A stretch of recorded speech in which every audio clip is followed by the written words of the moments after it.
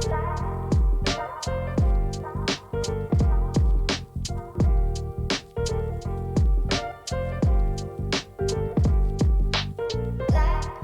everyone, welcome to Focus Friday. I am your host, Dan Mickle, and we are brought to you by Soul Performance Academy. Check them out at soulperformanceacademy.com.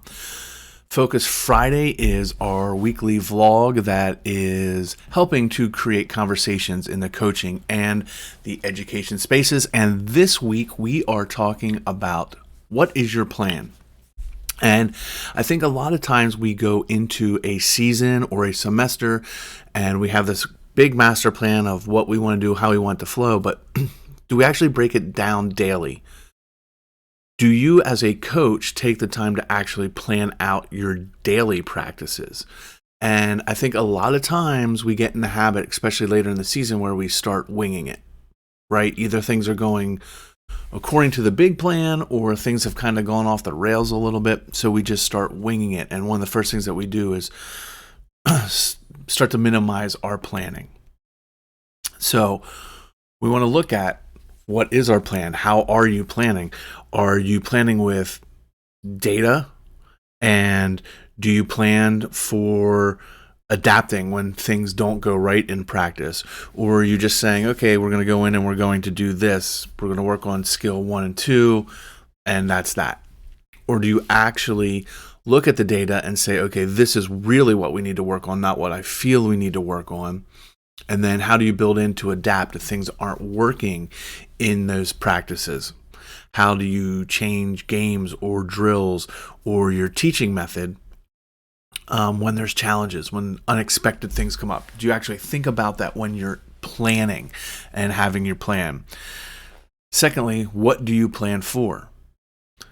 Do you plan down to the last minute? Now, that's not to say that we don't adjust it and go off that timeline, but do you find yourself often leaving big chunks of time in your daily practice or teaching plans where you don't have anything happening? Nothing's really accountable. It's just a blank space. We'll figure it out. Because you want to take that time and plan down to the minute. Have that plan the whole way down the minute. Plan the water breaks. Plan the brain breaks. Plan, the getting up and just stretching to clear your minds. Again, you can go off of that timeline. We're not saying that you absolutely have to stick to it, but having that plan and having that timeline is going to help you be more efficient and keep you on task. And also help you those times that you're just not sure, well, should I stay on this or should I move and do something different? Your timeline is going to help you out in that part. Next is a big one. Do you actually rehearse your plan? Now, I'm not going to say you're going to go into the open, empty gym and set things up and run through it that sense. But do you actually go through and look at your plan and think about, okay, where is this going to be challenged? What logistically isn't going to work? Oh, I have us doing this drill and then going to that drill, but I forgot we're going to have to move this around, or we're going to need this equipment and I forgot to get it out.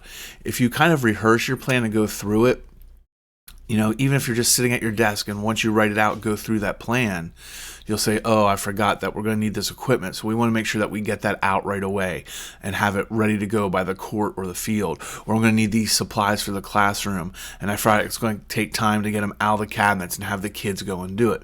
So take that time to practice and review your plan and see if there's going to be any hiccups or roadblocks along the way. And that'll make the practice run more efficiently and smoother for you for the whole day. And then lastly, do you video your practices and your teaching? And this is a huge one because it's a great way to help you reflect not only on how your team or your students or whoever you're involved with performed, but how did you perform as the coach or the teacher? Video is a great way to kind of look back and get that reflection and get that feedback. And I think too many times we don't do it. We just think that we're coaching well, or we think that things are going smooth, but we don't get to see the big picture because we're kind of caught in that moment. And video is a great way to kind of go back and say, oh, we could have done this a little bit better in practice, or I wasn't prepared for this, or you're focused on one player or one student and you don't see the big picture of what else is happening on the court or the field. And the video is a great way for you to kind of look at that and say, oh yeah, I didn't even notice this was going on, or this is an unintended consequence of what we're doing, so how can I fix that? So video is a great way to review and reflect how effective your training methods are, and plus where you need to work on, or to see if your students or your players are actually comprehending and putting into action what you're actually coaching or working on. So again, this week's lesson is, do you have a plan? How do you make up your plan? Are you just walking into the classroom? Are you just walking into the gym and winging it? Having that big broad strokes, well, this is what we need to work on. Or are you actually planning it out for the whole session and putting thought into it? So do we plan with data, or are we just going with our gut and feelings? And do we plan for adapting? How do I need to change things on the fly? Maybe someone's out, maybe someone's sick. I have to plan for that. Plan down to the last minute. Okay, again, you can go off of that timeline. You don't have to stick to it, but you should have it planned down to help you on track, to make sure you're efficient, to make sure going from one skill to another skill is the most efficient and it's relevant to how you're learning. Rehearse and revise. Go through that. Okay, is this going to be a problem? And if it is, how can I adjust it? So don't wait until the first time you're actually going through that plan is when you're doing it with the team or in the classroom. Go through it a few times, in your mind at your desk after you figure it out, and see where you might have some problems.